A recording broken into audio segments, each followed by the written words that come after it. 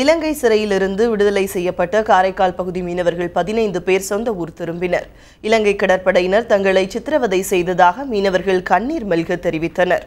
கடந்த மாதம் 9ஆம் தேதி கடலுக்கு மீன்பிடிக்கச் சென்ற காரைக்கால் பகுதி மீனவர்கள் 15 பேர் இலங்கை கடற்படையினர் சிறைப்பிடித்துச் சென்றனர். யாழ்ப்பாணம் சிறையில் அடைக்கப்பட்ட அவர்கள் கடந்த 16ஆம் தேதி விடுதலை செய்யப்பட்டனர். இதையடுத்து இந்திய கடலோர காவல் படையினரிடம் ஒப்படைக்கப்பட்ட மீனவர்கள் 15 பேரும் கப்பல் மூலம் காரைக்கால் துறைமுகத்திற்கு வந்தனர்.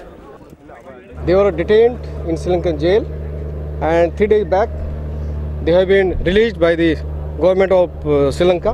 They have been handed over to the Coast Guard ship Raj Dhavaj at 12 o'clock.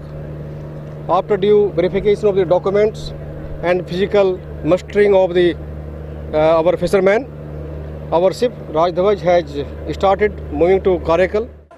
43 நாட்களுக்கு பிறகு காரைக்கால் வந்தடைந்த மீனவர்களை உறவினர்கள் நெகிழ்ச்சியுடன் வரவேற்றனர்.